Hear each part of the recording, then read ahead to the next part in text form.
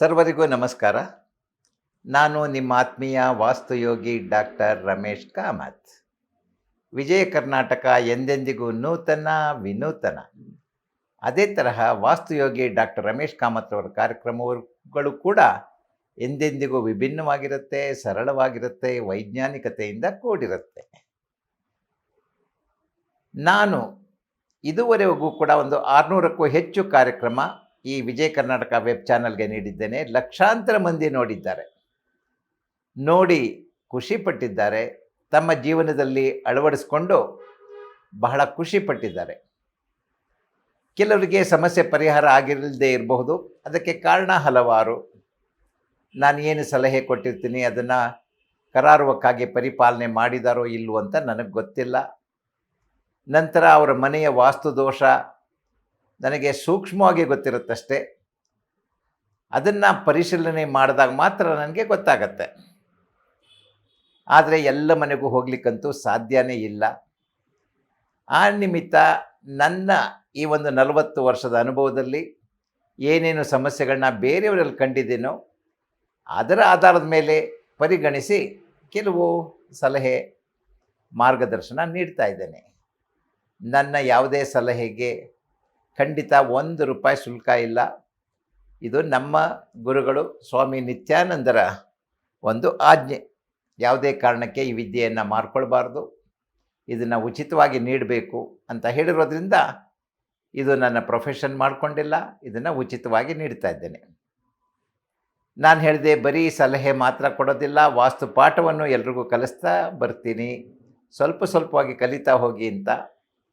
ಇವತ್ತು ಮಾತನಾಡುವಂಥ ವಿಷಯ ವಾಸ್ತುಗೆ ಮನೆಯಲ್ಲಿ ವಾಸ್ತು ಸಮಸ್ಯೆ ಉಂಟಾಗೋದು ಆ ಶಾಸ್ತ್ರದಲ್ಲಿ ಏನಪ್ಪ ಹೇಳುತ್ತೆ ಅಂತ ಹೇಳಿದ್ರೆ, ಮುಖ್ಯವಾಗಿ ದಿಕ್ಕುಗಳು, ಅದಾದಮೇಲೆ ಪಂಚಭೂತ ತತ್ವಗಳು.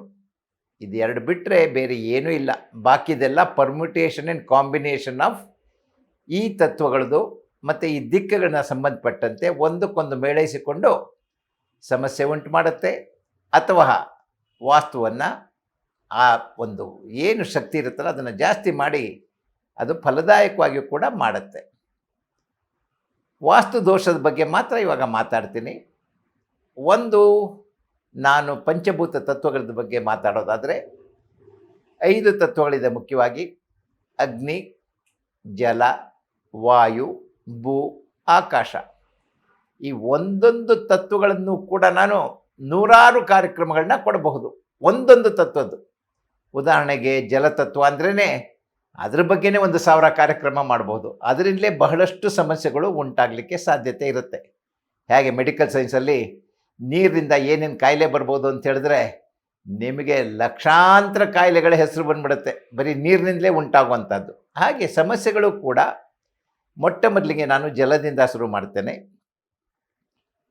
ಈಶಾನ್ಯ, ಉತ್ತರ ಮತ್ತು ಪೂರ್ವ ಇದು ಜಲದ ಮೂಲಗಳು, ಜಲತತ್ವ ಜಾಸ್ತಿ ಇರುವಂತಹ ಸ್ಥಳಗಳು.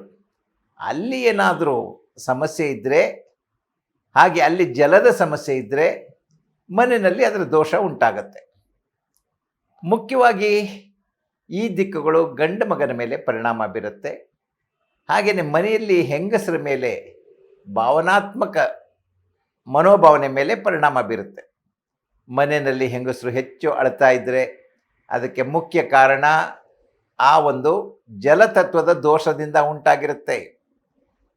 ಜಲತತ್ವದ ದೋಷ ಸಾವಿರಾರಿದೆ, ಅದರಲ್ಲಿ ಸಣ್ಣ ಪುಟ್ಟ ವಿಷಯ ಹೇಳಿಬಿಡ್ತೇನೆ. ಉದಾಹರಣೆಗೆ ನಿಮ್ಮ ಜಲಮೂಲೆ ಅಂತ ಹೇಳಿದ್ರೆ ಸಂಪ್ ಟ್ಯಾಂಕು ನಾರ್ತ್ ಈಸ್ಟ್ ಅಂತ ಹೇಳಿದ್ರೆ ಈಶಾನ್ಯದಲ್ಲಿರಬೇಕು, ಅದು ಇಲ್ಲದೆ ಹೋದಾಗ. ಹಾಗೆಯೇ ಈಶಾನ್ಯದಲ್ಲಿ ಮುಖ್ಯದ್ವಾರ ಇಲ್ಲದೆ ಹೋದಾಗ, ಈಶಾನ್ಯದಲ್ಲಿ ದೋಷ ಉಂಟಾದಾಗ ಅದು ಜಲದ ದೋಷವೂ ಕೂಡ ಆಗಿರುತ್ತೆ. ಆ ನಿಮಿತ್ತ ಈ ಒಂದು ಮನೆಯಲ್ಲಿ ಮನೆ ಹೆಂಗಸರು ಹೆಚ್ಚಾಗಿ ಅಳ್ತಾ ಇದ್ದರೆ, ತುಂಬ ಎಮೋಷನಲ್ ಫೀಲಿಂಗ್ ಇದ್ದರೆ, ಸಣ್ಣ ಪುಟ್ಟದಕ್ಕೆಲ್ಲ ಚಿಂತೆ ಮಾಡ್ತಾ ಇದ್ದರೆ, ಇವೆಲ್ಲ ಜಲದೋಷದ ನಿಮಿತ್ತ ಉಂಟಾಗಿರುತ್ತೆ. ಅದಕ್ಕೆ ಸಮಸ್ಯೆಗೆ ಪರಿಹಾರ ಅಂತ ಹೇಳಿದ್ರೆ ಏನಪ್ಪ ಅಂತ ಹೇಳಿದ್ರೆ, ಮನೆಯ ಈಶಾನ್ಯದ ಕೋನಕ್ಕೆ ತಾವು ಈ ತರಹ ಒಂದು ಭತ್ತದ ಮಾಡಲ್ಪಟ್ಟಂತಹ, ಇದು ಚಾವಣಿ ಅಂತ ಹೇಳ್ತಾರೆ, ನೀವು ಮನೆ ಬಾಗಿಲಿಗೆ ತೋರಣ ನೋಡಿರ್ಬಹುದು. ಅದೇ ಥರ ಇದು ಭತ್ತದ ಚಾವಣಿ. ಈ ಚಾವಣಿಯನ್ನು ಈಶಾನ್ಯ ಮೂಲೆಯಲ್ಲಿ ನೇತಾಕ್ಬಿಡಬೇಕು ನೀವು. ಇದರಲ್ಲಿ ಪಂಚಭೂತ ತತ್ವಗಳು ಇರುತ್ತೆ. ಅದರಲ್ಲೂ ಮುಖ್ಯವಾಗಿ ಜಲ ಹೆಚ್ಚಿರುತ್ತೆ, ಇದರಲ್ಲಿ ನೀರಿನ ಅಂಶ ಹೆಚ್ಚಿರುತ್ತೆ. ಇದು ಕೇವಲ ಶ್ರೇಷ್ಠ ಅಂತ ಹೇಳಿದ್ರೆ ವೆಸ್ಟ್ ಬೆಂಗಾಲ್ ಕಡೆಯ ಒಂದು ಚಾವಣಿ, ಇಲ್ಲವೇ ಅಂತ ಹೇಳಿದ್ರೆ ಮಹಾರಾಷ್ಟ್ರದ ಭತ್ತದ ಚಾವಣಿ. ಇದು ಮಾತ್ರ ಶ್ರೇಷ್ಠ. ಬಾಕಿ ಎಲ್ಲ ಕಡೆ ಬೇರೆ ಬೇರೆ ತತ್ವಗಳಿರುತ್ತೆ. ಆದರೆ ಹೆಚ್ಚು ಜಲ ತತ್ವ ಇರುವಂತಹದ್ದು ನಿಮಗೆ ಸಿಗುವಂಥದ್ದು ಮಹಾರಾಷ್ಟ್ರದ ಮತ್ತು ವೆಸ್ಟ್ ಬೆಂಗಾಲ್ ಅಂತ ಹೇಳಿದ್ರೆ ಕಲ್ಕತ್ತಾ ಸೈಡಿನ ಈ ತರಹ ಭತ್ತದಲ್ಲಿ ಮಾಡಲ್ಪಟ್ಟಂತಹ ಚಾವಣಿ. ಅದು ಕೂಡ ಪೂಜಿತವಾಗಿರಬೇಕು.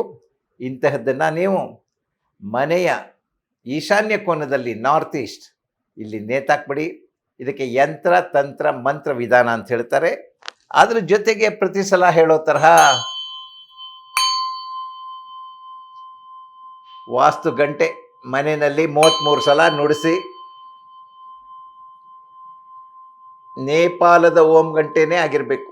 ಯಾಕಂದರೆ 9 ಮೆಟಲಲ್ಲಿ ಮಾಡಿರ್ತಾರೆ. ಇದು 33 ಬಾರಿ ಮನೆಯಲ್ಲಿ ನುಡಿಸಿ, ಅದರೊಂದಿಗೆ ಈ ಹುತ್ತದ ಮಣ್ಣಿನ ವಾಸ್ತು ದೀಪ ಇದನ್ನು ಮನೆಯಲ್ಲಿ ಒರೆಸೋದ್ರಿಂದ ನಿಮ್ಮ ಎಂತಹ ಜಲತತ್ವದ ದೋಷಗಳಿದ್ದರೂ ಕೂಡ ಈ 3 ತಂತ್ರ ವಿಧಾನದಿಂದ ನೀವು ಮನೆಯಲ್ಲಿ ವಾಸ್ತು ದೋಷಗಳನ್ನು ನಿವಾರಣೆ ಮಾಡಿಕೊಳ್ಬೋದು ಅಂತ ಹೇಳ್ತಾ ಇವತ್ತಿನ ಈ ಕಾರ್ಯಕ್ರಮ ಮುಗಿಸ್ತಾ ಇದ್ದೇನೆ.